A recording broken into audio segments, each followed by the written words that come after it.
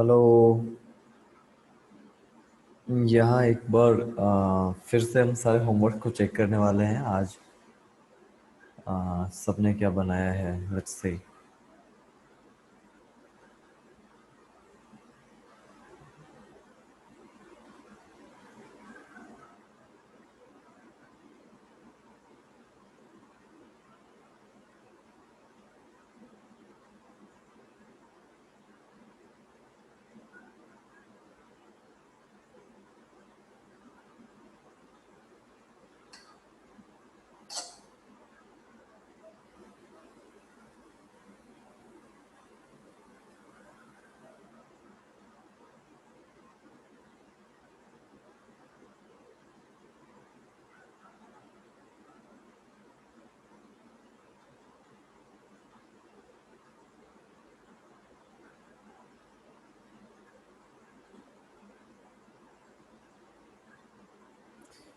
फिर से मेरी आज नज़र पड़ गई इसमें, शायद मैं आपको ज़्यादा धन्यवाद नहीं कह पाया था। That's why now I am saying you. आपने लिखा है, my husband is saying that there is such a vast leaps and bounds improvement in my drawing capacity since I joined the classes, so it's kudos to teaching skills. Sorry, मैं अभी teaching को cheating कहने वाला था। Often this tongue twister. You used to make fun of my drawing before. Thank you so much. Just 1 month और 1.5 month के बाद इतना अच्छा मुझे मिल रहा है, इतने अच्छे से कॉम्प्लीमेंट्स मिल रहे हैं मुझे। Thank you so much.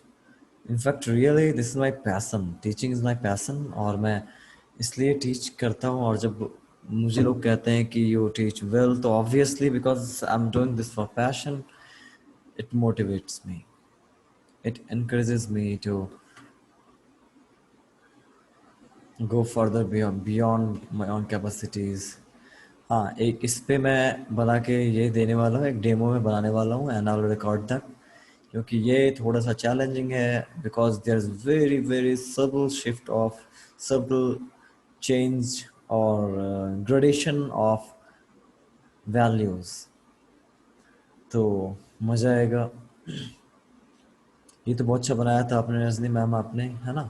यहाँ से स्टार्ट करेंगे आई थिंक। इस पे भी हमने बात कर लिया था कि पैटर्न और टेक्सचर्स क्या होते हैं, इसके ऊपर हम बात कर लिए थे।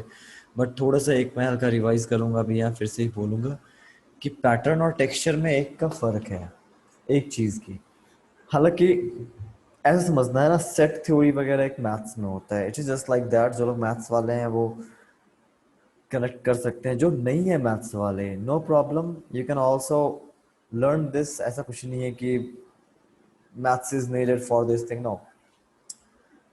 टेक्सचर, टेक्सचर की शुद्ध हिंदी अगर हम बात करें, बुनावट या बनावट होती है। बनावट से ज्यादा बुनावट, यानी कोई सा भी सरफेस किस तरह का है, सरफेस का टेक्सचर है। फिर टेक्सचर किसी और चीज की भी टेक्सचर होती है, जस्ट लाइक सैंड वगैरह। सैंड की टेक्सचर क्या होती है, एक पाउडर की टेक्सचर अलग होगी, आटे की टेक्सचर अलग होगी, है ना। These are the texture. जब आप अपने उंगलियों में लेके किसी चीज को इस तरह से उंगलियों को हिला के अगर आप फील करते हैं अगर, तो वो आपकी टेक्सचर हो जाती है। तो यहाँ इन दिस केस पेंटिंग वगैरह की अगर बात करें तो देखिए, पेंटिंग को समझना होगा। पेंटिंग दो चीजें होती है पेंटिंग में। एक तो होता है पेंटिंग सरफेस में टेक्सचर, अगर टेक्सचर की बात करो। एक होता है टेक्सचर का illusion, because painting is basically creating illusion of something. हम एक फ्लैट से पेपर पे कुछ इस तरह से ग्रेफाइट्स वगैरह लगा दिया करते हैं कि वो एक बिल्कुल विंडो सा बन जाता है पेपर हमारा, और we can see through that window. हम एक नई चीज देख सकते हैं, ऐसा लगता है कि उसके अंदर पूरी की पूरी एक दुनिया बन गई है। तो this is illusion. So texture की अगर हम बात करते हैं, तो एक तो है जो सब्जेक्ट मैटर हमारा है। जैसे हम अगर पेड़ की पेंटिंग बना रहे हैं, तो पेड़ की टेक्सचर हम कलर्स से दिखाएंगे, and that will be the illusion of texture जो हमने क्रिएट किया है ट्रिक्स से। जो सारे टेक्निक्स वगैरह हम सीख रहे हैं यहाँ पे भी, या आप कहीं भी सीखते हैं, that is just the skills, the tools, the techniques of artist, values कहाँ यूज करना है, कैसे, है ना, किस तरह के शेप्स बनाने हैं, ड्राई ब्रशिंग वगैरह करनी होती है हमें, या फिर पेपर के टेक्सचर का यूज करना होता है। और एक होता है the texture in the surface of a painting, यानी एक पेंटिंग का ही टेक्सचर होता है, जैसे टेक्सचर व्हाइट वगैरह ऐड करके पेंटिंग ही उभरी उभरी से लगेगी, विच यू कैन टच। तो बेसिकली टेक्सचर ये है। पैटर्न क्या होता है? टेक्सचर तो आपको समझ आ गया होगा। पैटर्न क्या होता है? पैटर्न अलग से कुछ नहीं होता है। पैटर्न पुनरावृत्ति, यानी एक रिपीटिशन, एक recurring of some pictorial relations. अगर हम कोई पिक्टोरियल इम्प्रेशन का अगर एक रिकरिंग रिलेशन के बारे में बात करते हैं जो बार बार हो रहा है, तो that is texture, sorry pattern, sorry that is pattern. Pattern का मतलब ये नहीं है कि everything will be random, there must be some repetition. आप उसे कैटेगराइज कर सकें एक कैटेगरी में। अब हम यहाँ देखेंगे, सीमा मैम ने जो दिया है उसको देख के एक बार फिर से हम देख लेंगे, because this is very confusing thing. Pattern और टेक्सचर में बहुत कंफ्यूजन होता है। Patterns are normally done on embroidery, cloth printing, है ना, बेड शीट्स, या फिर लहंगा वगैरह की बात आप करते हैं। ज्यादातर टेक्सटाइल इंडस्ट्री में पैटर्न का बहुत ज्यादा डिमांड है। वहीं एब्स्ट्रैक्ट्स, प्रॉपर प्योर एब्स्ट्रैक्ट्स जो हो जाते हैं उसमें पैटर्न नहीं होता है। विदाउट पैटर्न, पैटर्न और टेक्सचर आपस में वर्क करते हैं बट वो दोनों इंडिपेंडेंट है, ऐसे समझना है आपको। जैसे अगर पेंटिंग हम ले रहे हैं और अगर उसके सारे कुछ हम बनाए गए और बिल्कुल वो अनप्रेडिक्टेबल है, तो वो हमारा एब्स्ट्रैक्ट कहलाएगा। बट पैटर्न तब कहलाएगा जब वो अनप्रेडिक्टेबल चीज जो है वो फिर रिपीट होने लगी, यानी कि वो फिर प्रेडिक्टेबल हो गई। अब देखते हैं कैसे एक क्लास में आप जब डिफाइन कर सकें। यहाँ जो आप सारे देख रहे हैं, दीज आर पैटर्न। कैसे? पहले केस में लाइन लाइन है, दूसरे केस में देखिए तो एक ही चीज रिपीट हो रही है, फिर तीसरे केस में वही है। हम इसे एक कैटेगरी में डाल सकते हैं। साइज बड़ा या छोटा हो गया, रेट्रो जो लिखा है, रेट्रो होगा आई थिंक, जो भी हो, खैर I won't interfere in this. Actually शायद ये किसी टेक्सटाइल इंडस्ट्री या फैशन डिजाइनिंग वगैरह के क्लासेस में मैम को ये मिला था, तो मैम ने शेयर किया था।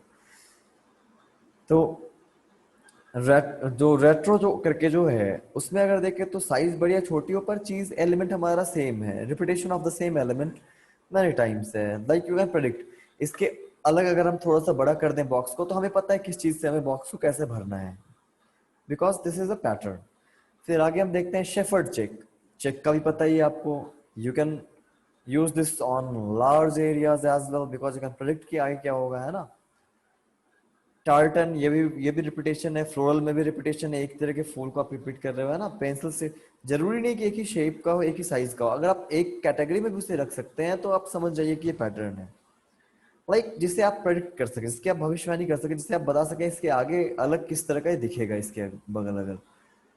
पेंसिल स्ट्रिप्स ये भी है, डॉट भी, सारे के सारे पैटर्न है। रेड स्ट्रिप्स, तो ये एलिगेंट, हाउंड, स्टोथ, तो ये सारे जितने भी हैं वेव, सब कुछ पैटर्न। अब एक सबसे लोअर राइट कॉर्नर में देखते हैं जिसका नाम छुप गया है, ये वाला।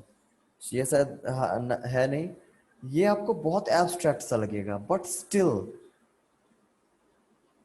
Still it is predictable. कैसे? सारे के सारे जो लाइंस, वेवी लाइंस हैं, वो डायगोनली जा रहे हैं, that's why we can not call it a pattern, sorry we can call it a pattern, sorry just ये उल्टा मैंने कह दिया। अगर ये किसी भी डायरेक्शन में कैसे भी जा रहा होता तो हम नहीं कह सकते थे। तो पैटर्न बेसिकली ये है, इसको टेक्सचर से कुछ लेना देना नहीं है। हाँ, कुछ टेक्सचर्स आपके पैटर्न वाइज टेक्सचर हो सकते हैं और कुछ बिना पैटर्न के टेक्सचर हो सकते हैं। अगर टेक्सचर में भी एक रिपीटेशन हो रही है, you can classify that texture in A category और ए क्लास।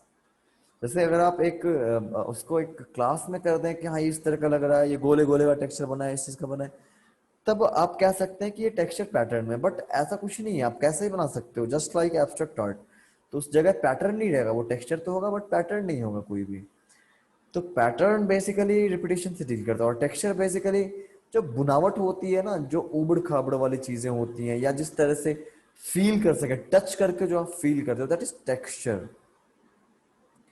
और टेक्सचर का इल्यूजन हम क्रिएट कर सकते हैं बिना टेक्सचर बनाए हुए। पेंटिंग पे टेक्सचर बिना बनाए हुए हम सिर्फ पेंट्स का यूज करके हम एक इल्यूजन क्रिएट कर सकते हैं टेक्सचर की। जैसे हम वाटर कलर में एक ब्रश से किया करते हैं, उस ब्रश को ड्राई ब्रशिंग कहते हैं, स्क्रैच कर देते हैं ऐसे ही और वो एक टेक्सचर सा बना देता है। खैर हम आगे वाटर कलर में सब पढ़ेंगे डीपली, अभी के लिए जरूरी नहीं है। तो ये सारे आप देखिए, सारे के सारे पैटर्न आपको ऐसे मिलेंगे, कहीं ना कहीं कुछ ना कुछ you can predict those patterns. अब जैसे ये हो गया, यहाँ पे भी, यहाँ पे बहुत ज्यादा टेक्सचर नहीं, थोड़ा बहुत टेक्सचर दिख रहा है यहाँ, है ना, बैकग्राउंड में। ऊपर फ्लावर में बहुत अच्छे से टेक्सचर दिख रहा है, मोटे मोटे लगाए गए। तो यहाँ पे क्या है कि हमारी पूरी पेंटिंग में ही टेक्सचर है। It is not only the illusion of texture, ये पूरी की पूरी पेंटिंग ही टेक्सचर्ड है। यहाँ पे भी अगर देखें तो टेक्सचर्ड है, कुछ कुछ लाइंस वगैरह इस तरह की लगी हुई हैं। टेक्सचर लगाना इज ऑल्सो एन आर्ट। ये भी टेक्सचर है, मोटे मोटे पेंट्स यूज किए गए हैं। इस स्टाइल को कहते हैं हम पेंटरली स्टाइल।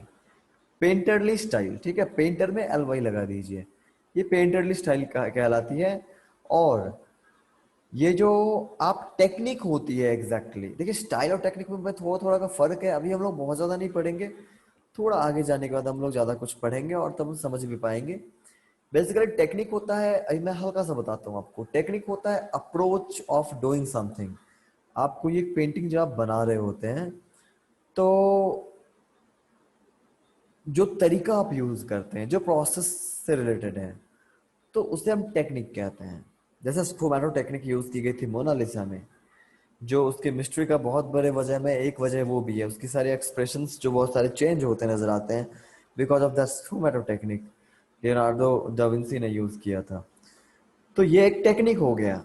और एक होती है स्टाइल। स्टाइल होती है विजुअल है ज्यादा। स्टाइल में प्रोसेस से मतलब नहीं है, दिखने में कैसी लग रही है, वो दिखने में जैसी लगती है उसके अकॉर्डिंग हम जज करते हैं स्टाइल्स को। ये इस स्टाइल की है, ये उस स्टाइल की है ना। तो बेसिकली ये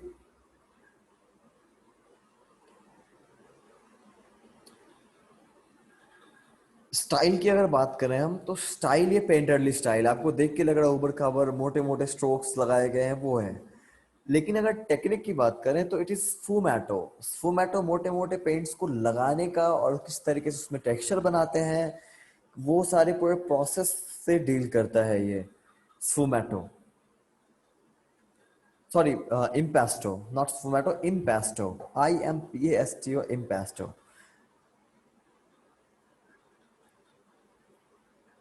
ओके, बढ़िया है ये सारा कुछ। थोड़ा जगह छोड़ा गया है इसलिए बहुत ब्राइट सा लग रहा है। हम आगे बढ़ते हैं, चलिए जरा सा। हाँ, तो ये रहा शालू का वर्क। शालू, आप फिगरेटिव्स में बहुत इंटरेस्टेड लग रहे हैं, आपको बहुत ज़्यादा हेल्प करेगी ये क्लासेस। उसे क्या क्लास कहते हैं, पर्सपेक्टिव। एक तो पर्सपेक्टिव हेल्प करेगी, जैसे हॉराइजन कहाँ डालना है आपको, कहाँ सनसेट होगी, बंदे को किस एंगल से हम देख रहे हैं, ये सब। और फिगरेटिव, फिगर ड्राइंग भी बहुत ज़्यादा हेल्प करेगी, जिसमें आपको एनाटॉमी पढ़ते हैं और पूरी बॉडी वगैरह के लोकेशन, बॉडी वगैरह को हम पढ़ते हैं।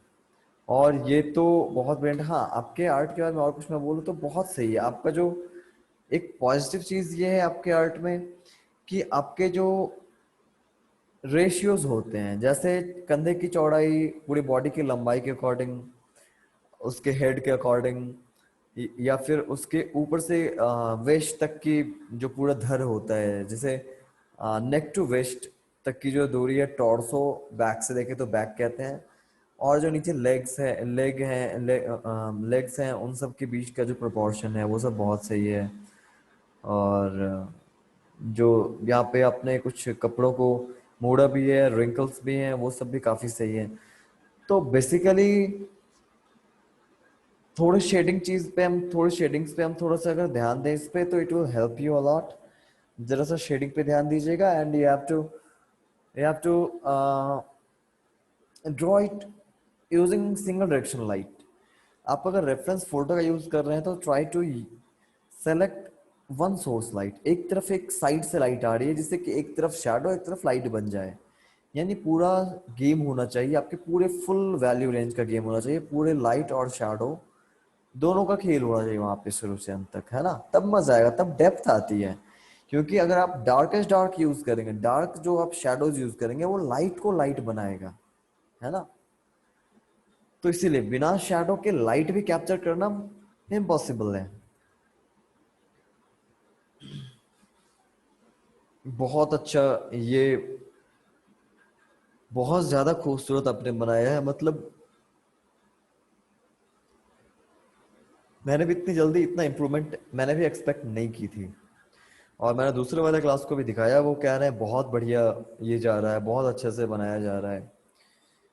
तो परफेक्ट है। अब यहाँ देखिए, यहाँ डार्क लाइट और लाइट डार्क को कैसे डैजल कर रहे हैं एक दूसरे को, इसलिए बहुत जरूरी है। मुझे जहाँ तक याद है दिव्या मैम, स्टार्ट में आपके वर्क से बहुत डार्क नहीं होते थे, लाइट लाइट होते थे। तब के वर्क में अभी के वर्क में आपको फर्क दिख रहा होगा, जो एक लाइट जो कैच हो रही है अब, वो पहले कैच नहीं हो रही थी। अभी हम लोग ज्यादा बैकग्राउंड पे वर्क नहीं किया, अगर बैकग्राउंड पे भी थोड़ा वर्क कर लेंगे तो इसमें और भी ज्यादा मैजिकल हो जाएगा ये। तो खैर, soon will work on that also. ये थोड़ा इस टाइप का है, इस तरह के ज्यादा इलस्ट्रेशन क्लीन क्लीन इस तरह के आपको फैशन डिजाइनिंग वगैरह में चलते हैं ना। तो it is also form of art, इसमें प्रोपोर्शंस वगैरह इसके बहुत ज्यादा करने होते हैं, थोड़ा सा मैकेनिकल हो जाता है। And they have to show the cloth in best possible condition, बहुत आइडियल कंडीशन में वो दिखाते हैं, यानी कि मचुड़े मुरन सुड़न वाली चीज नहीं होती है इसमें। But still it is very nice form of art. But ये एक प्रॉब्लम भी है, अगर आप चाहते हैं एक आर्टिस्ट बनना, प्रॉपर फ्री स्टाइल में वर्क करना चाहते हैं, तो आई सजेस्ट यू कि आप दोनों चीजों को लेके चलें, because there has been a case, no I must say there have been cases जहाँ पे मेरे कुछ स्टूडेंट्स फैशन डिजाइनिंग में थे, कुछ स्टूडेंट का बैकग्राउंड था आर्किटेक्चर में। होता होता क्या था ना, कि उन लोगों को फ्री हैंड और एकदम फ्री होके लूज वर्क करने में बहुत प्रॉब्लम हुई, क्योंकि उन्हें परफेक्ट प्रेसिजन, लाइंस, स्केल्स, इन सब की आदत लगा दी जाती है, और उन्हें डर लगने लगता है जब आप फ्री हैंड करते हैं, लूज अप नहीं हो पाते हैं। और थोड़ा फर्क है, फर्क एग्जीक्यूशन में होता है, ये सारे के सारे आर्ट फॉर्म है, still there is a difference. क्या फर्क है, जो आपके फाइन आर्ट होता है जिस तरह की बात करें, उसमें बहुत लूज जाने को ज्यादा प्रेफर करते हैं, है ना। बहुत रियलिस्टिक वर्क्स जो आप देखते हैं, इनफैक्ट वो रियल आर्ट वर्ल्ड में दैट इज नॉट रेस्पेक्टेड। अगर आपके वर्क में सिर्फ रियलिज्म है, सिर्फ कॉपी कैट वाली चीज है, तो आपको कॉमन लोग जो बहुत सारे फेसबुक वगैरह पे, वहां पे आप लोगों को वो लोग बहुत तारीफ करेंगे, because there is a surprise element. Surprise element के पीछे सब लोग जाएंगे, बट एक ब्यूटी एलिमेंट होती है ना। ब्यूटी एलिमेंट होती है, बहुत डीप सेंस वाले लोग देख सकते हैं। जैसे सिंपल सा अगर क्लासिकल का राग कोई अगर गाता है, तो एक कॉमन लोग जो होगा सुनने वाला, वो उससे ज्यादा उसको तवज्जो देगा जो एक सांस में बहुत लंबा कुछ गा दिया, भले उसके राग वाग कुछ मैच ना कर रहे हो, एक ही सांस में बहुत लंबा लंबा गा दिया वो, क्योंकि वहां सरप्राइज है, वाह इतना लंबा कोई कैसे गा सकता है। बट एक बहुत सिंपल से नोट्स की ब्यूटी को भी वो लोग समझ सकते हैं जो म्यूजिक में बहुत ज्यादा है और बहुत ज्यादा डीप फील करते हैं।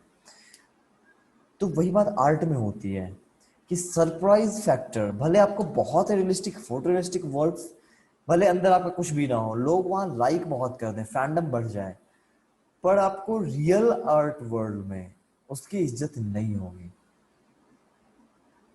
जो मास्टर स्ट्रोक है, जो एक डीप नॉलेज है, उस पर हमेशा जाना जरूरी है, थोड़ा लूज अप भी होना जरूरी है फाइन आर्ट में, है ना। बहुत ज्यादा ये नहीं रहना है कि ये आर्ट अच्छा है, बट अपने आप को इसमें बंद नहीं करना है कभी भी। आपने देखा होगा बहुत सारे फेसबुक आर्ट है, इनफैक्ट उनसे आप पूछेगा तो रियल आर्ट वर्ल्ड में they are not successful often. और जो बहुत सक्सेसफुल है वो नॉर्मली ज्यादा फेसबुक पे आपको मिलेंगे नहीं। Yes, they also share their works, but बहुत ज्यादा जो देखेंगे डिस्कशन में लगे हुए हैं, अपने आप को आर्टिस्ट प्रूव करने में लगे हैं, they don't do this things. तो this is a big catch. आपको फेसबुक जैसी आर्ट एक भी आपको देखने को नहीं मिलेगी गैलरीज में, एग्जीबिशंस में, जो अच्छी अच्छी गैलरीज वगैरह लगाती हैं एग्जीबिशंस वगैरह, या वो सब, उन सब में जो क्यूरेटेड होते हैं। वेल, ये नहीं कि पैसे जमा करने के लिए कुछ भी लगा दिया, आजकल तो इस मामले में बहुत ठगी है। और जो रेपुटेड है, मैं रेपुटेड की बात कर रहा, आप अगर जाएंगे जहांगीर आर्ट गैलरी जाए, कोई भी आर्ट गैलरी इंडिया का में हो, अच्छी अच्छी जगह, जैसे कि दिल्ली वगैरह की गैलरीज हो गई, कोलकाता में बहुत अच्छी गैलरीज हैं, बैंगलोर में है ना, मुंबई में है, नवी मुंबई वगैरह साइड भी। तो यहाँ पे आपको बिल्कुल उल्टा लगेगा, आपको बिल्कुल उल्टा देख के अभी आप सर्च कीजिएगा अच्छे अच्छे आर्टिस्ट है उनके वर्क्स, तो बिल्कुल अलग लगेगा। फेसबुक के वर्क्स कहीं कहीं भी आपको नहीं मिलेंगे उसके जैसे, मेजोरिटी ऑफ द वर्क्स। ये चीज है, इस पे ध्यान देना है। Always लूजन up yourself. आपको कॉपी नहीं करना है। जेरोक्स मशीन या फोटोग्राफी मशीन आपसे बेहतर कर सकता है वो।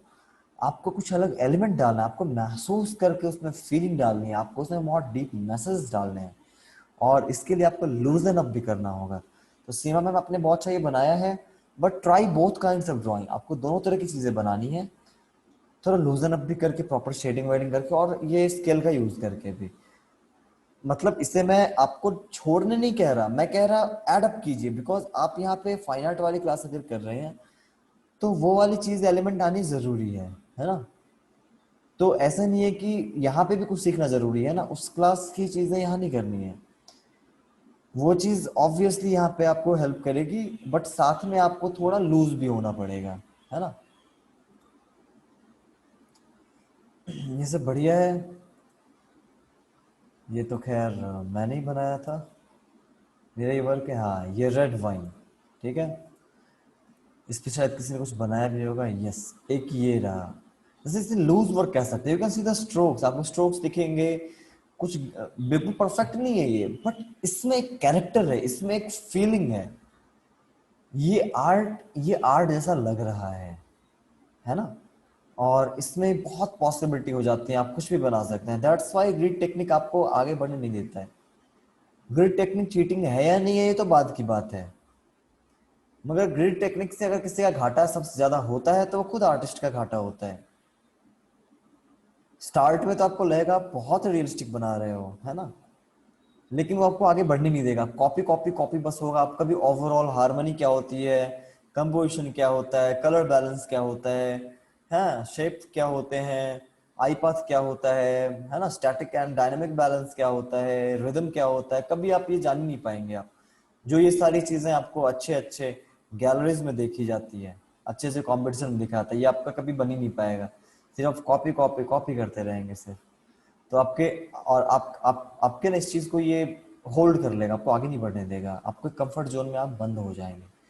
दैट्स वाई ग्रिड का अगर आप यूज कर भी रहे हैं तो देयर इज नो प्रॉब्लम, कोई भी यहाँ पे ये ज्यादा उम्मीद है ये वाली पब्लिक हो जाएगी, ये वीडियो पब्लिक होगी ये। तो मैं बाकी लोगों से भी कह रहा हूँ जो लोग इसे देख रहे हैं, कि ग्रिड अगर आप यूज कर भी रहे हैं, अगर आपको डर लग रहा है, बट उसमें अटकना नहीं है। कोशिश कीजिए कि अपने फ्री हैंड भी आप बनाए, नहीं तो ग्रिड आपको बढ़ने नहीं देगा आगे, आप रियल आर्टिस्ट कभी नहीं बन पाएंगे, सिर्फ कॉपी करते रह जाएंगे। और ये सब इतना फ्री हैंड है, इसलिए इसमें एक अलग टेक्सचर आएगी, एक अलग सी फीलिंग आएगी। अच्छा है ये भी, काफी बढ़िया है। Hand banana one of the toughest thing है, हैंड बनाना।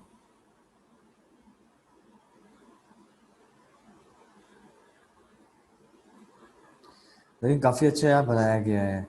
इनफैक्ट बहुत सारे ऐसे भी मेरे फ्रेंड आर्टिस्ट फ्रेंड्स हैं जो पोर्ट्रेट बनाने से ज्यादा डरते हैं वो हैंड बनाने से।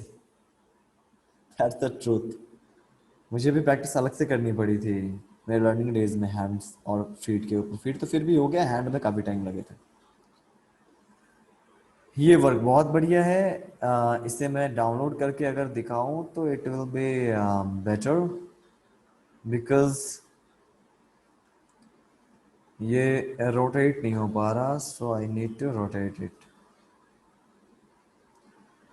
यप। बहुत अच्छा शोर है ये बना हुआ। ओवरऑल हार्मनी यहाँ पे थोड़ी अच्छी है, इस वजह से यहाँ दूर जाते हुए आपको दूरी का फील हो रहा है, बहुत डिस्टेंस नजर ये जो दूरी है ये नजर आ रही है, और लाइट सा भी लग रहा है, वहां पे कुछ लाइट है। ये ओवरऑल हार्मनी की वजह से इतनी अच्छी ये लग रही है। और टेक्सचर वर्क्स भी किया गया है, बहुत अच्छे से इरेज किया गया, जहां मैं इन सबको देख पा रहा हूँ। ये बना के उस इरेजर का यूज करके अच्छे से आपने इरेज किया है। यहाँ पे इरेजिंग टेक्निक से नेगेटिव ड्राइंग मेथड भी होता है, जब हम लिफ्ट करते हैं ब्लैक को फिर व्हाइट करके हम बनाते हैं, वो टेक्निक भी यूज की गई है। इसमें दो तरह से होता है नेगेटिव ड्राइंग मेथड जो होता है ना हमारा। नेगेटिव स्पेस से कंफ्यूज नहीं होना है, it is not negative space, that is different thing. Space ये टेक्निक है नेगेटिव ड्राइंग। ये जो फोटोग्राफ में नेगेटिव आते थे ना उसके ऊपर बेस्ड है। उसमें क्या होता था ना कि सारी चीजें उल्टी होती थी नेगेटिव में। जो रेड कलर का कोई एक जगह है, अगर कलर फोटोग्राफी की बात करें तो उनके नेगेटिव्स कैसे, रेड कलर का अगर है तो वहाँ ग्रीन आता था, ग्रीन कलर का अगर कोई चीज है तो वहाँ रेड वो दिखता था, है ना। जहाँ लाइट है वहाँ डार्क दिखेगा, जहाँ डार्क है वहाँ लाइट दिखेगा। ये उल्टा होता था बिल्कुल। और ब्लैक एंड व्हाइट की बात करें, सिर्फ ब्लैक एंड व्हाइट का, तो वहां से एक नेगेटिव मेथड आया है ये। और इसमें लोग या तो ब्लैक पेपर लेके इसके ऊपर व्हाइट चौक या किस चीज से ड्रॉ करते हैं, या फिर जिस तरह से आपने किया है ब्लैक करके उसे इरेज करके बनाना, this is also the same thing. थोड़ा सा अप्रोच टेक्निकल लगे, style is same, negative drawing.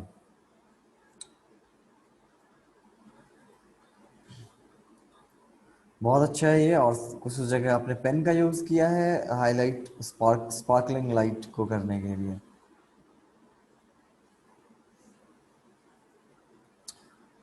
Glass, low key and high की जो हम पढ़े थे उस दिन, है ना क्लास में।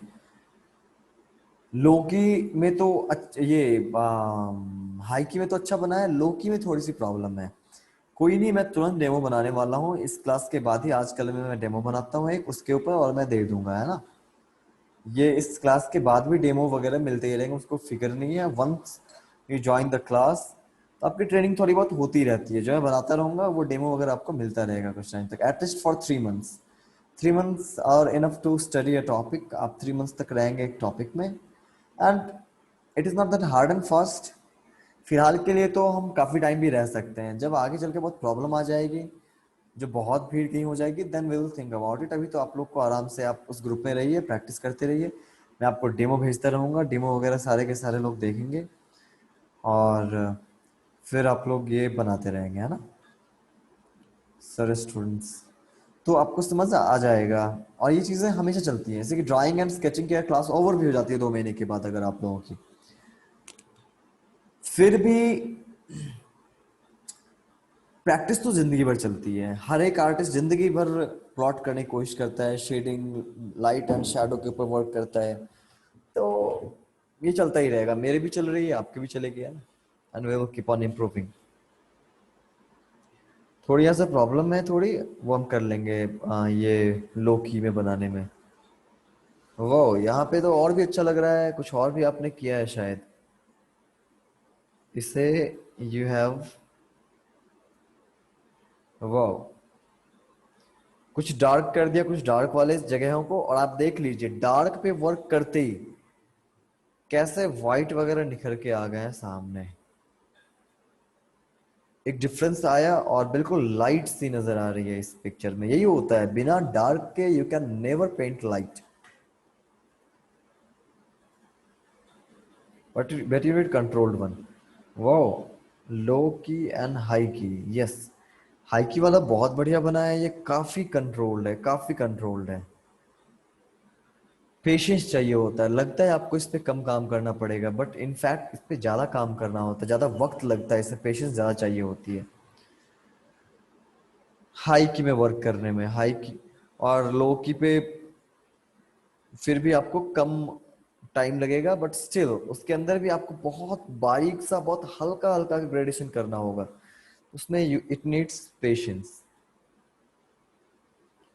बहुत बढ़िया है रजनी मैम आपका, बहुत बढ़िया। और ये तो हम लोग उस दिन देखे ही थे, इसके ऊपर तो हम बात कर ही लिए थे हम। बना बहुत बढ़िया, इसके प्लेसमेंट्स बहुत सही हैं। आप ट्राई कीजिए कॉन्टूर हैचिंग लगाने का, और मजा आएगा इसमें। वैसे हालांकि आपने यूज भी किया है, सारे जगह उतने प्लान्ड नहीं है, बट आपने फिर भी बिना क्लास किए हुए भी आपने काफी कुछ अच्छा आपने कर रखा है यहाँ पे। और ये तो है ही वो स्टिक लाइटिंग, है ना, स्टिक लाइटिंग में बहुत बढ़िया आपने बनाया था, हम लोग बात कर चुके हैं। मुझे लगी क्या देख के समझ आ गया शालू की होगी ये। शालू, आपको एक चीज पे ध्यान देने की जरूरत है, आई को छोटा करके, मतलब एक फ्लैट है, हॉर्स को देखें पूरी बॉडी फ्लैट है हॉर्स की, लेकिन यहाँ पे वैल्यू का डिफरेंस होगा, कहीं पे लाइट कहीं पे डार्क होगी वैल्यूज। आपको जरूरी है आई को स्क्विंट करना, जो हम लोग क्लास में पढ़े हैं। आई को स्क्विंट करके आप देखिए इसे अच्छे से, और थोड़ी थोड़ी चीजें जो हैं इनकी, लाइट और डार्क जो चीजें हैं, उन सारी चीजों को देख के आपको एग्जैक्टली वैसे ही बनाना है। ओवरऑल एक तो लाइटिंग है, आपने हम क्लास में डिस्कस कर चुके हैं इसके बारे में। और जो एक लोकल वैल्यू है, एक लोकल लाइट एंड डार्क, और एक ओवरऑल, वैल्यू, इन दोनों पे आपको ध्यान देना पड़ेगा। घोड़े में किधर से लाइट पड़ रही है, किधर ज्यादा लाइट होगा, लाइट पड़ रहा है किस जगह पे पूरे शैडो होगी। अगर लाइट ऊपर से पड़ेगा तो घोड़े के पेट के पास, यानी इस एरिया में काफी शैडो होगा, है ना। अगर पीछे से पड़ेगा तो सामने के एरिया में होगा शैडो, अगर लाइट इधर से आती है।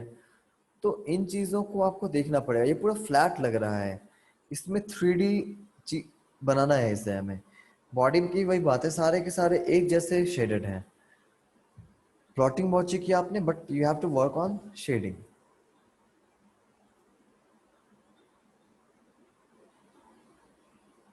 हाँ ये तो रहा, यही रहा। आप यहाँ घोड़े को देख लो, आप शेडिंग में कितना का फर्क है। ऊपर जो वही मुझे जो लग रहा था लाइटिंग है, और यहाँ शेडिंग है, और पेट को कुछ इस तरह से राउंड किया गया है कि लग रहा है कि पेट बाहर की तरफ निकला है।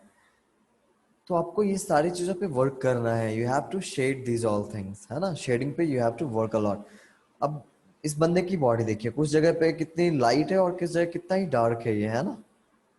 शेड आ रहा है कहीं लाइट और डार्क, तो you have to shade this and you have to use the full range. पूरा का पूरा रेंज आपको यूज करना है कलर्स का, है ना।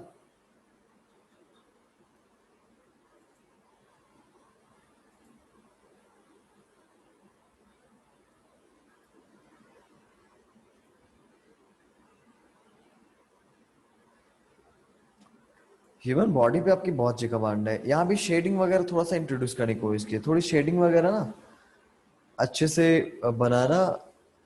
उस पर तो ध्यान देना, लाइट पे ध्यान देना जरूरी है। जो लाइट किए तो सारा कुछ एक सा ना हो के कुछ एरियाज बहुत लाइट हो, कुछ एरियाज बहुत डार्क हो, तब वो वाली फीलिंग आएगी। ये तो खैर मैंने बनाया था, ये वाला चीज तो हम डिस्कस कर ही लिए थे। सिंगल डायरेक्शन हैचिंग टेक्निक है ये, पेन हैच। अच्छा है। हालांकि पोर्ट्रेट इतनी आसान चीज नहीं होती है, बट आपने इतना हिम्मत किया वही बहुत बड़ी बात है। पोर्ट्रेट अच्छे अच्छे आर्टिस्ट के छक्के छोड़ा देती है, मतलब वो भी डर के मारे कभी यूज नहीं कर पाते। बट आपने बनाया, ये बहुत अच्छा लगा मुझे कि आप डर नहीं रही हैं। इसी ओपन अप करना होना कहते हैं।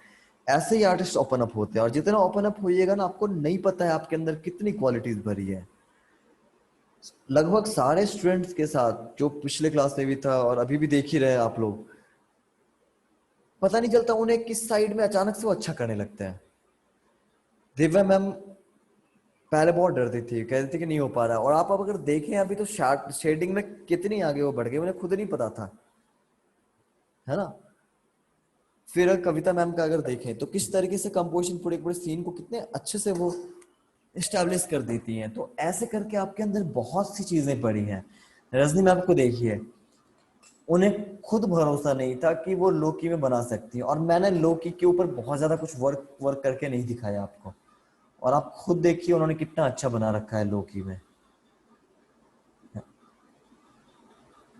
सॉरी, हाई की में। लोकी तो बनाना आसान था, हाई की में कितना अच्छे से बना रखा है उन्होंने। पूरी की पूरी जो वाइट वाइट थी उसमें भी। तो यही है, सेल्फ डाउट खत्म हो जाएगा आपका। जहां आपका डर खत्म होगा ना, वहां आप नई चीजें ट्राई करेंगे। आपको खुद नहीं पता है कि कितनी किस चीज में आप आगे हैं। हर बंदा हर एक चीज में, हर एक आर्टिस्ट आगे नहीं होता। सबकी एक स्टाइल होती है, सबकी एक कैपेसिटी होती है, सबकी एक कैपेबिलिटी होती है। अच्छा मैम, कविता मैम, थोड़ा सा आंखों को, खैर ये तो अभी हम नहीं देखें, आंखों को एक लाइन बना के बनाइएगा ना, एक बीच की एक लाइन बनाइए, इसे आई लाइन कहते हैं।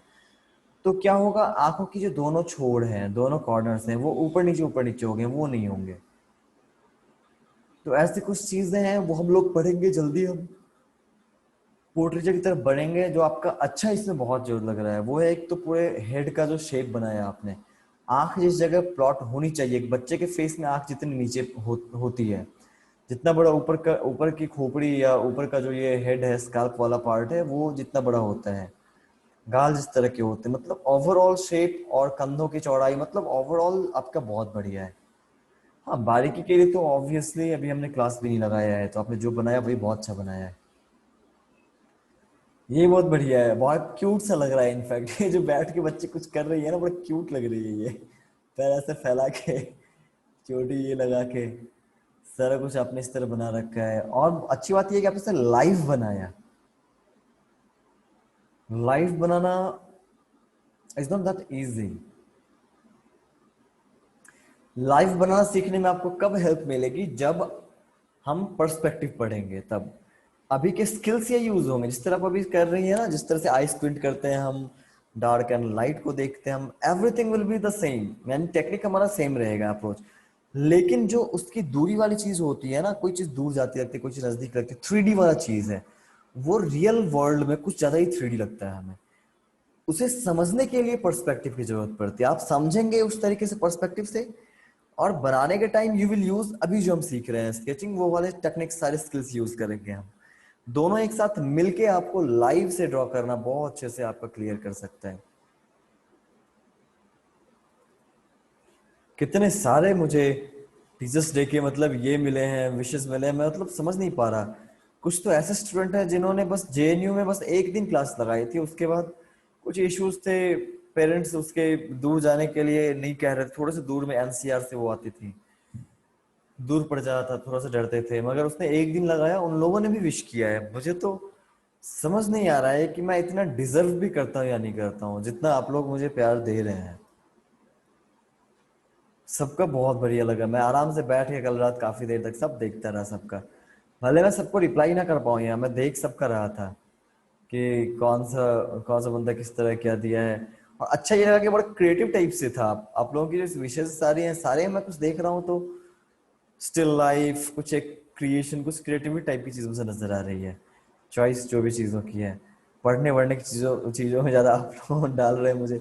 बस एक मैंने चश्मा नहीं लगाता मैं बट हाँ, बचपन से मुझे बहुत शौक था कि चश्मा लगा के मैं थोड़ा सा, मतलब होता है ना एक वो फील लेने वाली बात, एक प्रोफेसर वाली फील एक लेके बैठ के बुक खोल के पढ़ रहे हैं आप लॉन में या आप अपने बालकनी में, और बहुत सारे ये लगे आराम से आप बैठ गए, एक बड़ा सा चेयर है बिल्कुल, वो रेस्ट करने वाला जो चेयर होता है बिल्कुल, और बीच चेयर भी कह सकते हो उसे, या फिर इस टाइप का, और वुड का बना है, आराम से बैठ के पढ़ रहा हूँ चश्मे लगा के, तो ये सब चीज फैंटेसी है। बगल में फिर मेरा घर भी उस तरह का लकड़ियों का घर बना है जैसे कि अंग्रेजों के होते हैं, और बगल में फर्नेस चल रहा है, वो फायर है, कितना मजा आएगा। ऐसे मैं सोचता रहता हूँ, बगल में क्लिन वगैरह चल रहा है, तो इस तरह की चीज पूरे पूरे रूम में वो जलने वाले उस आग की एक वार्म लाइट फैली हुई है ना, और एक छोटा सा एक बल्ब ऊपर से हैंग कर रहा है मेरे बुक के ऊपर, मैं आराम से पढ़ रहा हूँ वहाँ।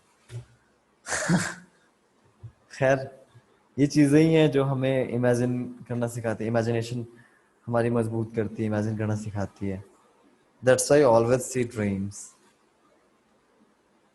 Compass that activates the magnets of curiosity, knowledge, and wisdom. Wow, very nice. And I always appreciate your or thoughtful images or writings or quotes you send me. They're really very, very deep. And also, I love talking with you. Devanam is so deep, and we often have some personal chit chats on some philosophical matters and life and all. बहुत मजा आता है ma'am आपके साथ इस तरह की बातें करके। कल रात भी हमने की थोड़ी सी। शिक्षक वह नहीं जो छात्र के दिमाग में तथ्यों को जबरन ठूसे, वह सिवा, बल्कि शिक्षक तो वह है जो उसे आने वाले कल की चुनौतियों के लिए तैयार करे। ये बहुत जरूरी है ये चीज, एग्जैक्टली exactly। चुनौतियां ही मेन चीज है। आप अपने अंदर कितनी नॉलेज लेके आप उसको दबा के रख दिए, दैट डजंट मैटर। आपका सर्टिफिकेट भी मैटर नहीं करता है, सर्टिफिकेट का जमाना तो अब जा ही रहा है। कहीं भी आपको लिया जाता है काम करने तो they never see your certificate, at least in the private world, private job में, जो कि 97% ऑफ ऑल द जॉब्स है प्राइवेट। और जो 3% गवर्नमेंट जॉब है उनकी जो हालत बन रखी है, उसके पीछे आपको पता है क्या रीजन है? यही सारी रीजन है। सर्टिफिकेट्स देखेंगे वो, अप्रोचेस वहां पे हो जाएंगे, वहां पे कोई अपना काम ढंग से कर नहीं रहा है। Privatisation is one of the result of that thing. तो आप वही देख रहे हैं, धीरे धीरे सारा खत्म, सर्टिफिकेट की चीज ही खत्म हो जाएगी, क्योंकि गवर्नमेंट चीज ही खत्म हो रही है सारी की सारी। धीरे धीरे गवर्नमेंट जिस तरीके से बुनियाद पर टिकी है वो बहुत बहुत करप्ट भी हो चुका है और बहुत इलॉजिकल है। वो अब के टाइम पे कॉम्पिटिटिव वर्ल्ड में कभी भी वो नहीं आ पाएगा, बिकॉज कॉम्पिटिटिव वर्ल्ड में never your certificates tell about you. वहां पे वो कोई भी कंपनी आपको पर्सनली देखेगी, पूछेगी, आपके काम देखेगी, वर्क प्रोफाइल देखेगी, और आपने क्या क्या किया है वो देखेगी, आपका इंटरव्यू लेगी, तभी आपको लेगी। तो चुनौतियां एक बहुत बड़ी चीज है, अपॉर्चुनिटीज बनानी पड़ती है। और एग्जैक्टली अगर आपका कोई भी क्लास कहीं भी पढ़ रहे हैं, अगर आप पूछ रहे हो किसी से कि मैं क्यों पढ़ रहा, अगर कोई टीचर कहे कि एग्जाम पास करके आप पढ़ रहे हैं, तो समझिए कि आप पढ़ नहीं, अपना वक्त बर्बाद कर रहे हैं। जितनी जल्दी हो सके इस टीचर को छोड़ देना बेहतर है। क्योंकि जमाना एक टाइम वो था, क्योंकि उस समय 20% आबादी पढ़ा करते थे, ग्रेजुएशन किया करते थे। अब के टाइम में लोग सर्टिफिकेट की तो बाढ़ आई पड़ी है, एक बंदा 10-10 सर्टिफिकेट लेके घूम रहा है। तो अब आपको सिर्फ इससे काम नहीं चलने वाला है। तो जो भी क्लास आपकी, फाइनली आपको अप्लाई कैसे करना है उस चीज को, उस नॉलेज को, अगर वहां तक आपको अगर वो प्रिपेयर ना करे, तो वो क्लास आपकी बेकार है, आपके वक्त की बर्बादी है। कोई किसी भी चीज में यही चीज होती है। एप्लीकेशन के अकॉर्डिंग पढ़ने का टाइम आ गया। वेस्टर्न वर्ल्ड क्यों इतना ज्यादा उसकी एजुकेशन टेक्निक फिर भी बेटर लगती है? क्योंकि बहुत सी चीजें हैं, खैर हम इसके ऊपर बाद में ही बात करेंगे। एजुकेशन सिस्टम में आप लोग खुद भी सर्च कीजिएगा कि वो लोग एंट्रेंस किस तरह से लेते हैं, कितने टैलेंटेड लोग वहां पे कैसे छटते नहीं है। हमारे यहाँ तो कट ऑफ निकलता है और टैलेंटेड बच्चे कितने सारे छट जाते हैं, कितने सारे सुसाइड कर लेते हैं। क्योंकि पता है 97% मार्क्स लाना एक इंटेलिजेंट बंदे के लिए भी पॉसिबल नहीं है, जब तक आप पैसे ना खिलाएं किसी और इधर उधर। अब not 100% of the cases like this, कुछ स्टेट्स में अच्छे से भी कॉपी चेक होती है, बट हर एक स्टेट का अपना अलग मार्किंग टेक्निक। कुछ स्टेट्स में 70% से ऊपर आप नहीं बढ़ पाओगे ग्रेजुएशन में, एंड कुछ स्टेट्स में आप अच्छा खासा उसकी मार्किंग होती है, सीबीएसई अच्छी मार्किंग। तो कहने का मतलब ये है कि बहुत सही है कि चुनौतियों के लिए तैयार होना is the real real learning, real education. ठूसने वाली चीज अब गई। अब तो यूपीएससी भी अपने एग्जाम में ऐसा नहीं किया कि आप ज्यादा पढ़ के आएंगे तो आप ज्यादा जीतेंगे। ऐसा नहीं है, आपको पढ़ना है एक बेसिक लेवल में, पर उतना ज्यादा ठूस के पढ़ने से ज्यादा आपको जरूरी है कि आप उन चीजों का अच्छे से इस्तेमाल कर पाए। That is important.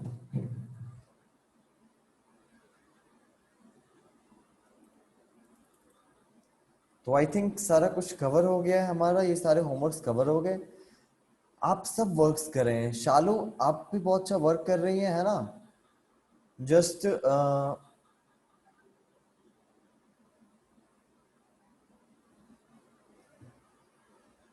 Just try to